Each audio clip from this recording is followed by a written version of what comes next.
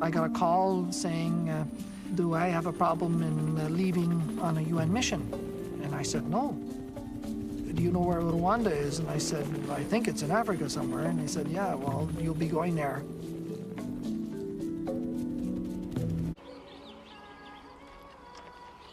We were extremely optimistic. We knew the country had been at war for 3 years. We knew they had signed a peace agreement, and we had spent the previous week going over that peace agreement in considerable detail. We spoke to Hutu moderates in the government and to the Tutsis of the RPF, both of whom were very pro-Arusha peace agreement and were very committed to implementing it. And their point to us was, we need help. We were to be an easy peacekeeping mission that could be done on the cheap.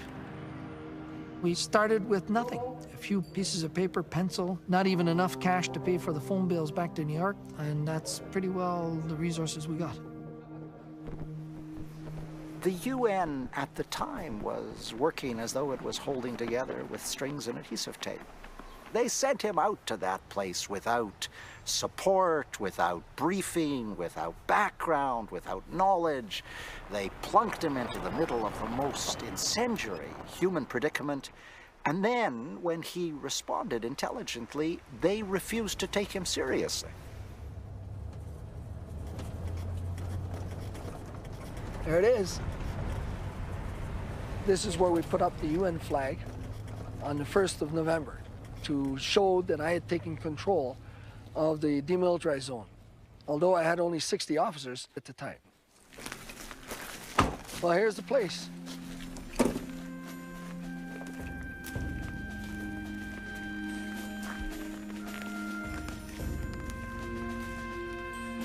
The whole thing was a bluff. It was just a huge bluff because I had no capability of controlling the DMZ at the time. But, you know, I decided that we had to put the flag up, you know, show that we were actually moving on the agenda of the peace agreement. So you had to take the risks. And the place was just packed with people. They were all over the place, on top there, everywhere. I mean, it was a security nightmare. It was catastrophic. And so this place must have had at least 150 to 200 troops all around it. So all you needed was one guy to do one stupid thing, and then it would have been the end of the world.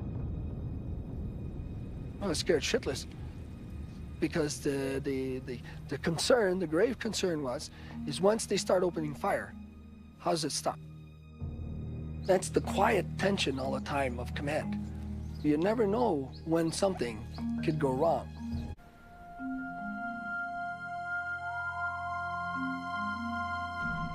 We started to really understand that there was a thing out there that we called the third force.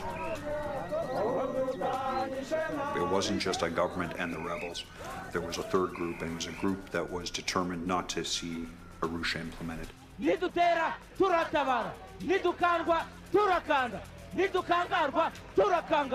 had seen these guys running around in baggy colored suits, and they looked like a bunch of clowns.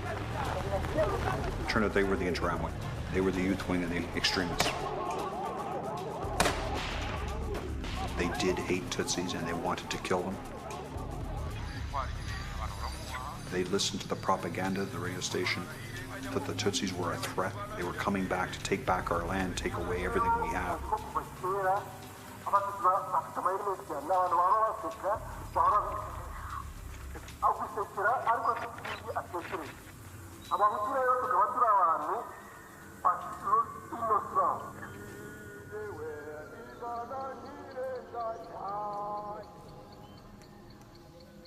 You can understand an entire people growing up learning certain mythologies about themselves and their neighbors. And all the Hutu grew up, often in church-sponsored schools, learning that the Tutsi were different and probably alien. The problem that essentially was created by the Belgians, who had this country as a colony, you know, through their whole ethnicity exercise and their anthropologists who had gone on a wild spree of idiotic theories and sizes of heads and this and that. And the administrators included the ethnicity on the ID cards. And that then splits the country and identifies you as elements of difference. I understand the intense ethnic hatreds weren't really in the soul of Hutu and Tutsi, but were stoked and encouraged by the imperial powers over the years.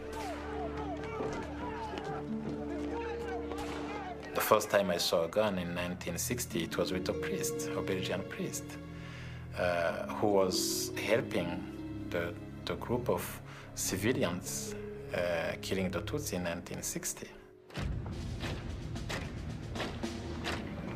Normally, it has been UN practice that the former colonial power does not participate in peacekeeping missions on former colonies.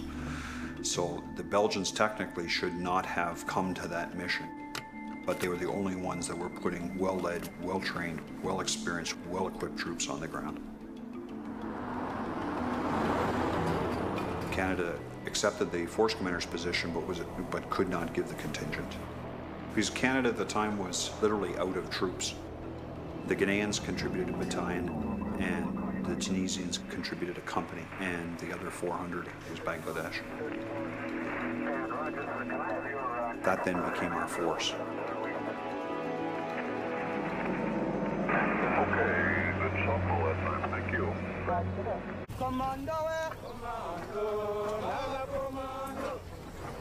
The aim was to find any way of breaking the political impasse. But by then, they knew that they were going to keep the war going. They knew they were going to do the massacres and then relaunch the war.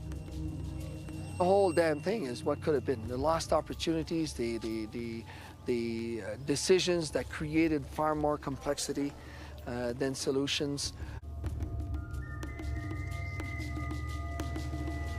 What the world fails to understand is that there was diplomatic information flowing in significant quantities. The French, the Italians, the Vatican, the various governments that had missions in Rwanda, they were sending reports at the end of 1993 and early 1994, which signaled an apocalypse. The French government worked with the Rwandan government that was planning the genocide, knew everything that was going on, and not only didn't complain, but did the opposite, legitimized and spoke on behalf of the government everywhere in the world. So the French government kept giving the killers the conviction that they could get away with murder.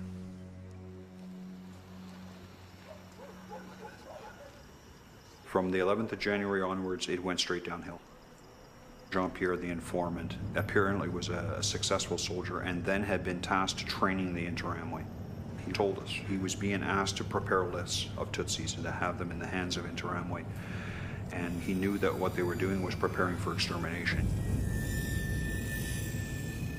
He said there were 4 arms caches in the city of Kigali. General Dallaire's intention was to raid the arms caches and to knock the Interamwe right off their feet. This was a culminating point. This was the point in which we would actually change the nature of the operations that were going on. The wires between Kigali and New York were burning red hot that whole week. They came back and forbid that operation. Initially, we thought they just don't understand. That they didn't understand what his words were. It wasn't a case of the words were pretty clear. It was the fact that they were just gun shy. I literally felt I had been chopped at the knees. That I had this thing in the bag and that it had been taken away from me.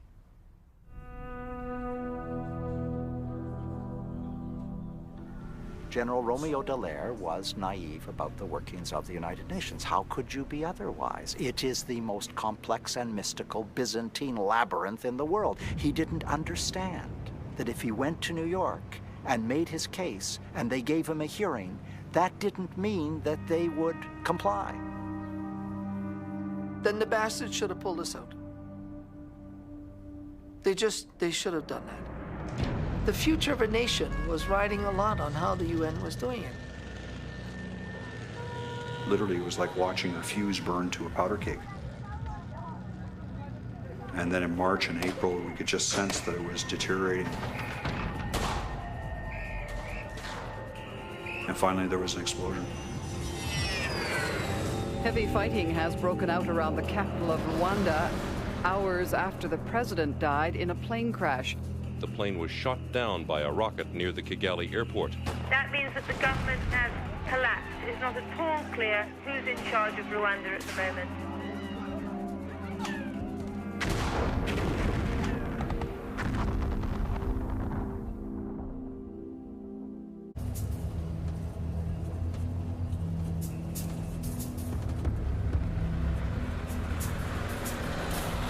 General Dallaire, we've been hearing all kinds of reports that all hell is breaking loose. What has been going on? If you stated that all hell's breaking loose in Kigali, that would be a reasonably fair statement. There was a lot of confusion and a lot of panic. Phone calls were coming in about 100 an hour. The overwhelming majority of those people that I spoke to were killed that day. They didn't live. And there were teams of presidential guards that moved in. They knew exactly where those moderate ministers, their families, the opposition leaders were. They grabbed the individuals, took them away, killed them. This was a very, very well-planned and extremely well-executed attack on Hutu moderate ministers and innocent Tutsis. What was really in my mind was, what in the hell is going to happen? Will I be able to prevent this turning into a civil war or a genocide? And so I had troops all over that were getting reports that were disappearing, that the Belgians were being tabassés, beaten up. We knew that whites will be killed in Rwanda. That was clear. The message was done by Radio LTRM. Don't worry about those white soldiers who are here. If we kill some of them, they will all leave.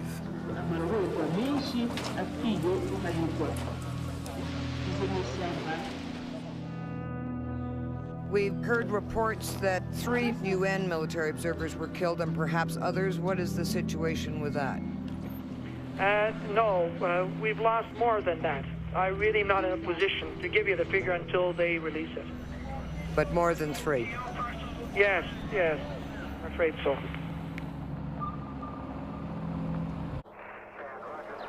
They knew that if they wanted to get rid of the major capability within UNIMIR, the glue that held the whole force together was the Belgian contingent. And they struck directly at the Belgian contingent, killed 10 of its soldiers.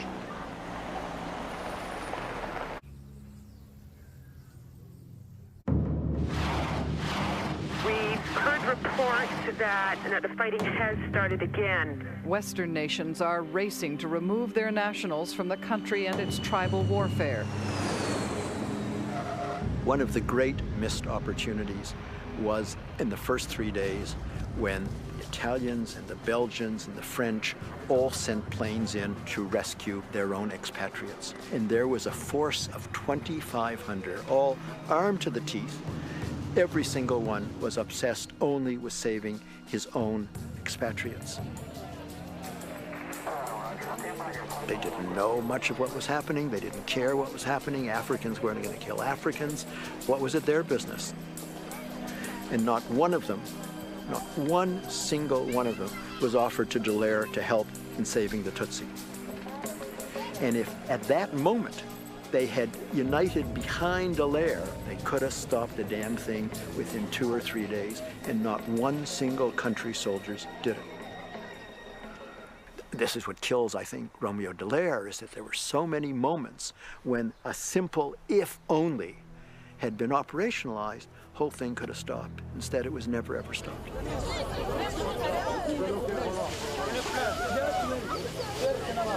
Are all humans human? Or are some more human than others? Rwanda and its problems were just of no significance. What is it about Rwanda? What was it about that period? Why was there this incredible moral default on the part of the world? Ils veulent nous assassiner. Non, ça s'arrête Interahamwe. Ils veulent nous assassiner. Ils sont avec les GP. Ils ont des grenades. Énormément de grenades. I guess when you strip everything away, Africa didn't count anymore. Okay. And Africa was Africa. It was black. So all of the unlovely racist impulses could also come into play. And Africa had nothing to sell, nothing to buy. You just wrote off the continent, and Rwanda in 1994 was the sort of apotheosis of that feeling.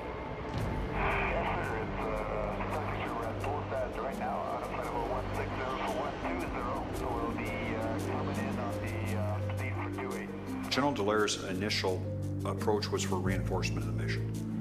Send me troops. You know, if you give me 5,000 troops, I can do more if you give me more. What more do you want? And the Belgians were supporting that initially the first couple of days. But when they realized that no one was going to reinforce the mission, the Belgians then made the decision to withdraw at the time where Rwandese needed them the most. They put their tail between their legs and they ran away.